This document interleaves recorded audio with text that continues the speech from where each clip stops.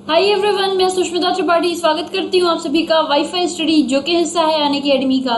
चलिए चलते हम लोग सेशन की तरफ बढ़ते हैं और जितने भी लोग देख रहे हो ना फटाफट सभी लोग क्या करोगे, शेयर मार दोगे सेशन को।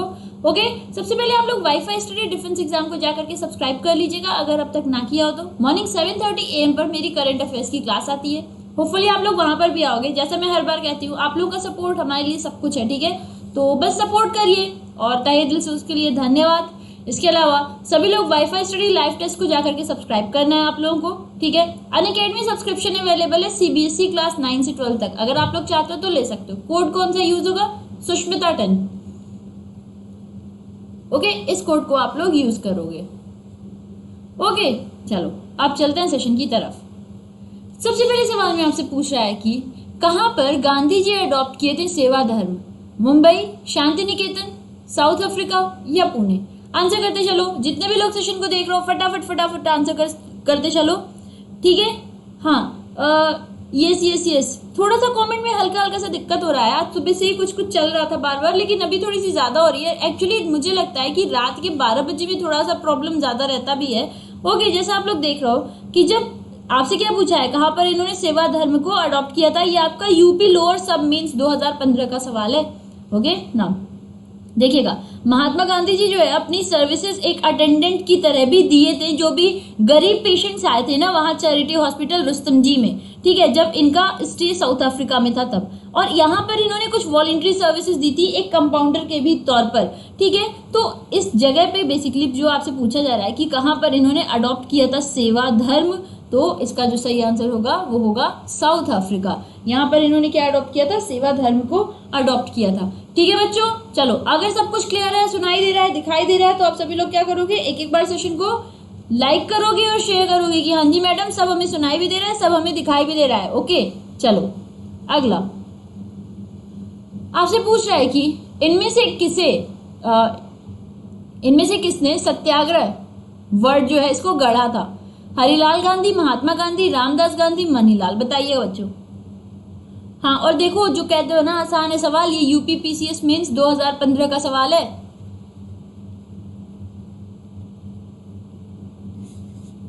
समझे बात को? चलो, अब जैसे आपसे क्वेश्चन में पूछ रहा है, तो जो महात्मा गांधी जी के भतीजे थे मगन लाल गांधी, इन्होंने पहली बार एक शब्द का यूज किया था सत्याग्रह। अपना इनका कंपटीशन था जिसके लिए इन्हें पुरस्कृत भी किया गया था। सत्याग्रह की जब हम लोग बात करते हैं तो बेसिकली इसका जो है सत्य वचन से चलने का मतलब, बेसिकली सत्याग्रह क्या होगा? ट्रूथ और रिजिडिटी को ये बताता है आपके वहां पे, ठीक है। फिर गांधी जी जो है वो सत्याग्रह को कुछ नए तरीके से, इसी वर्ड को थोड़ा और डिफाइन किया और उन्होंने सत्याग्रह वर्ड का यूज किया, ठीक है। तो बेसिकली जो हम लोग कहते हैं कि पहली बार किसने यूज किया था, तो आपसे सत्याग्रह पूछ रहा है। सदाग्रह पूछता तो सदाग्रह का आंसर अलग हो जाता, मगन लाल गांधी हो जाता। लेकिन जो सत्याग्रह का है ना, सत्याग्रह एक तरीके से उसी को थोड़ा सा एम्पावरस करके और कर दिया गया था। तो सही आंसर क्या होगा? 3-4 आंसर्स हो गए ना ऐसे। The correct answer will be Mahatma Gandhi. Mahatma Gandhi इसका सही आंसर है, ठीक है। चलो अगला क्वेश्चन देखिएगा। दादा भाई नौरोजी को क्या कहा जाता है formally? Punjab Kesari, Gujarat Ratna, Gurudev, grand old man of India? इनको हालांकि बहुत सारे नेम्स दिए गए हैं, लेकिन जो हम लोग बात करते हैं दादा भाई नौरोजी, जो कि 1825 से 1917 तक जिनका जीवन काल रहा है, इन्हें grand old man of India कहते हैं, ठीक है। इन्हें इस नाम से पुकारा जाता है। और ये ऐसे पारसी इंटेलेक्चुअल थे और एजुकेशनिस्ट भी थे, साथ ही साथ में ये इंडियन पॉलिटिकल और सोशल लीडर भी रह चुके हैं, ठीक है। इनका जो बताया जाता है कि ये liberal party member of parliament भी माने जाते हैं, ठीक है। इसके साथ ही साथ में याद रखिएगा कहाँ के मेंबर ऑफ पार्लियामेंट की मैं आपसे बात कर रही हूँ, ये थे आपके हाउस ऑफ कॉमन्स। मैंने आपको बताया था जब हम लोग का सेशन हो रहा था, house of common, house of Lord, ठीक है। बेसिकली ये 2 पार्लियामेंट में रहते हैं जो हम लोग ब्रिटेन की बात करते हैं। तो ये हाउस ऑफ कॉमन के मेंबर ऑफ पार्लियामेंट भी थे, ठीक है। इन्हें इलेक्ट किया गया था मेंबर किसका? प्रेसिडेंट किसका? आईएनसी का। आईएनसी का कितनी बार किया गया था ये मैंने आपको बताया अभी तक, 3 बार इलेक्ट किए गए थे ये। एक बार 1886 में किए गए थे, ठीक है। एक बार आपके 1893 में किए गए थे और एक बार कब आपके अपॉइंट किए गए थे? 1906 में। इनको अलग अलग लोग अलग अलग तरीके की उपाधि दी हैं इनके जीवन काल को देखते हुए। इनका जो भी सद्भावना है अब देश को लेके और हर चीज को लेके, इनको बहुत सारी उपाधियां दी गई थी। इसी में जो गोखले जी थे उन्होंने कहा था कि अगर आप लोगों को कहीं भगवान देखना है तो आप लोग दादा भाई नौरोजी को जो है देख लो। सीवाई चिंतामणि जो थे, जो कि इंडियन एडिटर थे, जर्नलिस्ट थे, लिबरल पॉलिटिशियन भी माने जाते हैं, वो बोले थे कि दादा भाई नौरोजी जी बिल्कुल ही सेल्फलेस इनका लव है देश के लिए। खैर बहुत लंबी बात हो गई, लेकिन इनकी जीवन काल पे जब आप लोग कभी भी गौर करोगे तो बहुत ही बेहतरीन, मतलब इनका जो भी रोल रहा है ना वो बहुत ही अच्छा माना जाता है। खैर इनको जो है बोला जाता था grand old man of India. Unofficially सबसे पहली बार नेशनल इनकम भी इन्होंने ही एस्टिमेट किया था, लेकिन वो अनऑफिशियल था, ऑफिशियल महालनोबिस जी ने किया था, इसलिए उसके लिए इनको बहुत ज्यादा श्रेय नहीं दिया गया। ठीक है, चलो अगला, जो Indian home rule league society London में था, ये किसके द्वारा स्टार्ट किया गया था? एनी बेसेंट, बाल गंगाधर तिलक, एमके गांधी या श्यामजी कृष्ण वर्मा? बताते चलो बच्चों इसका आंसर। हाँ देखो भाई, ये भी आपका यूपीपीसीएस मेंस 2007 का सवाल है। ठीक है, फरवरी 1905 में लंदन में श्यामजी कृष्ण वर्मा ने स्टैब्लिश किया था इंडियन होम रूल सोसाइटी को। ठीक है, जिसको क्या कहते हैं हम लोग, इंडिया हाउस भी कहते हैं। सीधा सीधा सा इसका जो आंसर होगा वो होगा श्यामजी कृष्ण वर्मा। ठीक है, जो एम था इसका वो बेसिकली क्या था, वो बेसिकली था कि किसी तरह से सेल्फ रूल बनाया जा सके। ठीक है, और एक न्यूज़पेपर सोशोलॉजिस्ट भी शुरू किया गया था। ठीक है, श्याम जी जो है ये लंदन को छोड़कर पेरिस गए थे और फिर वहां से ये वापस चले गए थे जिनेवा तक। ठीक है, खैर ये सारी बातें आपसे पूछती नहीं है, तो इसका जो सही आंसर होगा श्यामजी कृष्ण वर्मा। अच्छा, क्या एनी बेसेंट का भी कोई रोल है क्या होम रूल लीग मूवमेंट में? बताइएगा आप लोग बच्चों। अगला क्वेश्चन देखिएगा, in which of the following session of Indian National Congress Bal Gangadhar Tilak had express Swaraj is my birth right and I shall have it? भारतीय राष्ट्रीय कांग्रेस के किस सत्र में बाल गंगाधर तिलक ने कहा था स्वराज मेरा जन्मसिद्ध अधिकार है और मैं इसे लेकर रहूंगा? ठीक है, बताइएगा किस सत्र में कहा था। ये भी हम लोगों ने इसके पहले कर रखा है और ये आपका यूपीपीसीएस में आया था, 2004 मेंस पेपर में आया था। ठीक है, बताइएगा। ये आपका 1916 लखनऊ सेशन में हुआ था, जिसको कि कांग्रेस लीग अग्रीमेंट भी कहा जाता है। ठीक है, इसमें जो है लखनऊ पैक्ट साइन किया गया था तिलक जी और एनी बेसेंट जी के बीच में, और इसी में इन्होंने कहा था कि Swaraj is my birth right and I shall have it. ठीक है, तो इसका जो सही आंसर क्या होगा, लखनऊ सत्र 1916। ठीक है, चलिए अब आपसे पूछ रहा है कि who among the following first use the word Swaraj and accepted Hindi as national language? ठीक है, इनमें से किसने पहली बार स्वराज शब्द का इस्तेमाल किया और हिंदी को राष्ट्रभाषा के रूप में स्वीकार किया था? सही आंसर क्या होगा, राजा राम मोहन रॉय, स्वामी दयानंद, स्वामी विवेकानंद, बाल गंगाधर तिलक? बताइएगा बच्चों आंसर। आंसर करते जाओ सभी लोग फटाफट। हाँ देखो, जब हम लोग इसकी बात करते हैं ना किसने पहली बार स्वराज शब्द का इस्तेमाल किया था और हिंदी को एक्सेप्ट किया था नेशनल लैंग्वेज के रूप में, तो ये करने वाले स्वामी दयानंद जी थे, जो कि पहली बार ऐसा काम किए थे। वो पहले ऐसे इंसान थे जो कि इस पे थोड़ा सा गौर फरमाए थे, एम्फेसाइज किए थे कि स्वदेशी प्रोडक्ट को आप लोग अपनाइए और जो भी बाहरी प्रोडक्ट है उनको हटा दीजिए। ठीक है, और फिर इसी को नेशनल, जो हम लोग कहते हैं कि इंडियन नेशनल मूवमेंट, इसमें भी इन सारी बातों को ध्यान में रख के आगे बढ़ाया गया था। खैर इसका जो सही आंसर होगा वो होगा स्वामी दयानंद। ठीक है, इन्होंने ही जो है स्वदेशी प्रोडक्ट पे ज्यादा एम्फेसाइज करने को कहा था। ठीक है बच्चों, चलो समझ आ रहा है, सब कुछ क्लियर है? थम्स अप देते जाओ कि हाँ जी मैडम सब कुछ क्लियर है। मुझे नहीं लगता ऐसे कोई बहुत ज्यादा भयानक सवाल है। हाँ, तब जाके हम लोग को टफ लगता है जब रिवीजन नहीं होते, लेकिन इस सेशन में हम लोग रिवीजन ही तो करते चलते हैं। ठीक है, अगर आप लोग मुझसे अनअकैडमी पे जुड़ना चाहते हो तो आप लोग कोड यूज करिएगा सुष्मिता 10। ठीक है, इसका यूज करके आप लोगों को 10% ऑफ मिल जाएगा। ओके चलो, who among the following Englishman first translated Bhagavad Gita into English? ठीक है, निम्नलिखित अंग्रेजों में से कौन पहले भगवत गीता का अंग्रेजी में अनुवाद किया था? William Jones, Charles Wilkins, Alexander Cunningham या जॉन मार्शल? क्या आंसर होगा? आंसर करते चलो।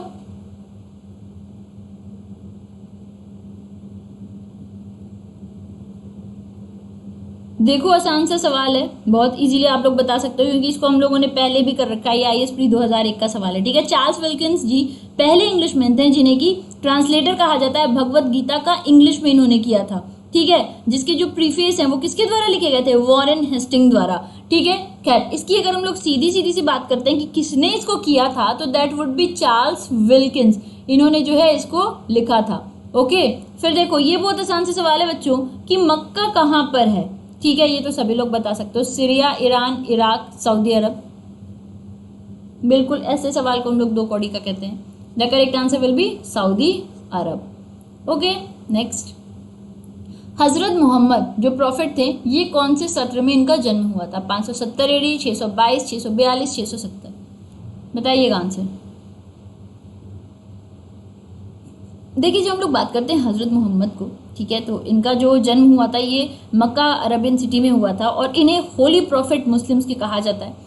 इनकी जो मृत्यु हुई थी वो 632 में हुई थी, लेकिन जन्म की जब बात कर रहा है तो जो जन्म हुआ था वो 570 में हुआ था। अगर ये पूछता कि कब इनकी मृत्यु हुई थी तो वो हुई थी 632 AD में, ठीक है। और इनको क्या बोला जाता है, इनको होली प्रॉफिट भी बोला जाता है, ठीक है। चलो सेशन को शेयर मारते जाओ सभी लोग, जो भी लोग देख रहे हो फटाफट शेयर मारते जाओ एक बार सेशन को। पाल डायनेस्टी, ठीक है, पाल वंश जो है इसके संस्थापक कौन थे? धर्मपाल, देवपाल, गोपाल या रामपाल? बताइएगा। देखिए एक तिब्बतियन हिस्टोरियन है तिब्बतन के, जो कि लामा तारानाथ इनका नाम है। इनके हिसाब से गोपाल जो है वो फाउंडर है पाल डायनेस्टी के, ठीक है। और कहाँ पर जो है जन्म हुआ था, वो हुआ था पुंद्रवर्धन, और इन्हें ही इलेक्ट किया गया था किंग ऑफ बंगाल 750 AD में। खैर तो उसके हिसाब से देखा जाए तो जो सही आंसर होगा वो होगा गोपाल। किसने ऐसा लिखा हुआ है? लामा तारानाथ।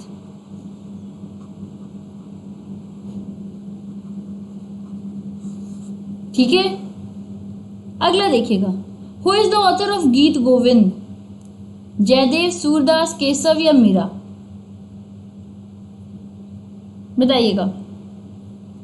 देखो जब हम लोग बात करते हैं गीत गोविंद तो ये एक तरीके का पोएम है जो कि संस्कृत में लिखा गया है जयदेव द्वारा 11वें और मध्य 12वीं शताब्दी के बीच में इसको लिखा गया था। जयदेव जो है ये किंग लक्ष्मण सेन जो कि बंगाल के थे, उनके वहां पे कोर्ट में पोएट थे, ठीक है। और इसे ऑर्गेनाइज किया गया था 12 अलग अलग अध्याय में, इसको जो है रखा गया था। उसका भी फर्दर डिवीजन किया गया था 24 डिवीजन में, जिसको प्रबंध कहते हैं। और हर एक प्रबंध में 8 कपलेट होता था, जिसको क्या कहते थे? जिसको कहते थे अष्टपदी, ठीक है। खैर ये आपसे जो पूछ रहा है ना, इतनी लंबी चीज तो आपसे पूछेगा नहीं। जो आपसे पूछा है सीधी सीधी सी बात कि गीत गोविंद जो है किसने लिखी थी, तो ये लिखी थी जयदेव ने। हो सकता है ये आपसे पूछ ले कि ये कहाँ के जो है रॉयल पोएट कहाँ की कोर्ट में थे, तो किंग लक्ष्मण सेन के कोर्ट में ये रॉयल पोएट माने जाते थे, ठीक है। तो ये जरूर आपसे एक बार ही पूछ सकता है, जिसके लिए हमें खुद को मेंटली प्रिपेयर रखना होता है। ओके चलो बच्चों अगला क्वेश्चन देखिएगा। The title father of history rightly belongs to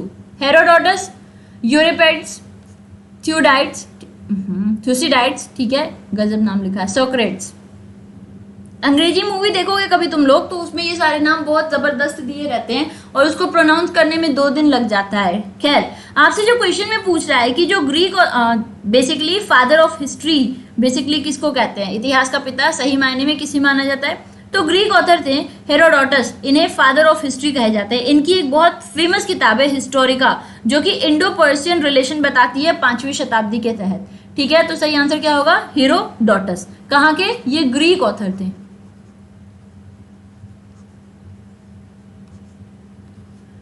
okay share मारते जाओ बच्चों।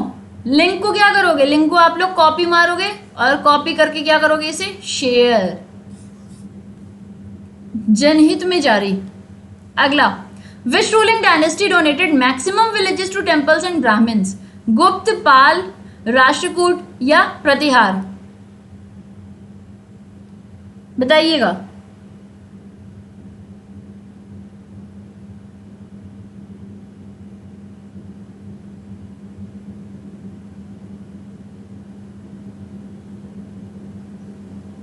सभी लोग आंसर करो बच्चों, जो भी देख रहे हो। आपसे क्वेश्चन क्या पूछा हुआ है कि कौन सी रूलिंग डायनेस्टी जो है डोनेट की थी मैक्सिमम विलेजेस और टेम्पल्स ब्राह्मण्स को? ये हम लोग पहले भी बात कर चुके हैं इसकी। ये बीपीएससी प्री 1994 का सवाल है। जब हम लोग बात करते हैं तो जो गुप्त साम्राज्य था, इन्होंने मैक्सिमम नंबर विलेजेस और टेम्पल्स ब्राह्मण्स को दिया था। और जो इनकम जनरेट किया जाता था वो भी जो है जो ओनर होता था लैंड का, उसी के द्वारा यूटिलाइज किया जाता था, ठीक है। खैर तो जो सबसे सही आंसर होगा दैट वुड बी गुप्त डायनेस्टी। इसके संस्थापक कौन थे? कौन इसकी फाउंडेशन किया था? चलो अगला क्वेश्चन देख ले। अगले क्वेश्चन में पूछ रहा है कौन से साल में जो है कृष्ण राज कनिष्क का राज्याभिषेक किस वर्ष हुआ था? ठीक है, ये बहुत ही देखा जाए तो बहुत मतलब विवादित एक क्वेश्चन है, लेकिन फिर भी हम लोग कुछ चीजों को, कुछ ऐसे पर्टिकुलर एविडेंसेस हैं जिससे बात कर सकते हैं कि इसका आंसर क्या होना चाहिए। खैर अभी आपको ऑप्शन में दिख रहा है 178, 101, 58 या 78 BC AD का ध्यान रखिएगा।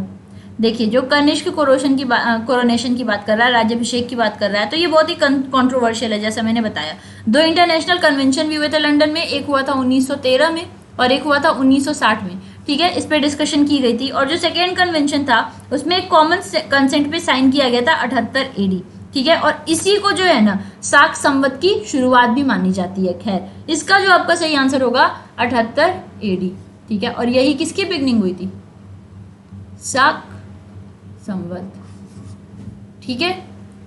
साक संवत तो सभी समझते होगे, व्हाट एग्जैक्टली साक संवत, आए दिन सुनते होगे नाम इसका, हम लोग अपने सेशन में भी कई बार बात करते रहते हैं, आपको अगर पता हो तो, ठीक है। अच्छा एक बात बताइएगा, किसी को कोई दिक्कत दुख परेशानी तो नहीं हो रही है? होपफुली कोई दिक्कत दुख परेशानी नहीं होती होगी, है ना।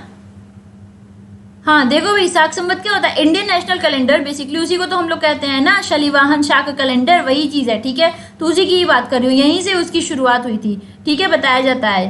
खैर अच्छा, इसके अलावा जो जनरल यूजेज में आता है वो कौन सा कैलेंडर होता है बताइएगा। अगला, where was first republican system of world during 6th century BC located, ठीक है। छठी शताब्दी ईसा पूर्व के दौरान दुनिया की पहली गणतंत्र प्रणाली कहां पर स्थित थी?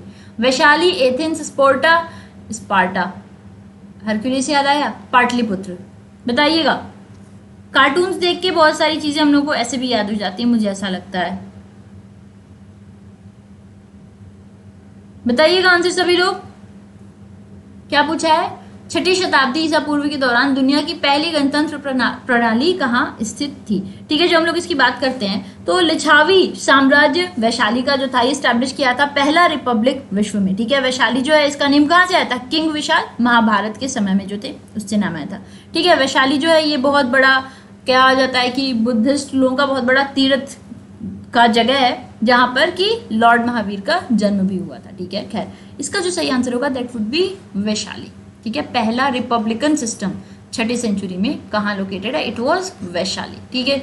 Next, basic point of Jainism is, ठीक है। बेसिक पॉइंट जैनिज्म का क्या था? ऑप्शन आप लोग देख रहे हो, act, loyalty, non violence, disfavour, ठीक है। अधिनियम, वफादारी, अहिंसा, अस्विहित, ये भी हम लोग बहुत बार किए हैं बच्चों। शेयर मारते जाओ सेशन को, जितने भी लोग देख रहे हो जितना हो सके बिल्कुल दिन रात एक करके शेयर मारते जाओ, शेयर मारते जाओ, भगवान आपको आशीर्वाद देगा। और अगर आपको अनअकैडमी पे कोई भी कोर्स लेना है तो कोड क्या लगेगा? कोड लगेगा सुष्मिता 10, ओके।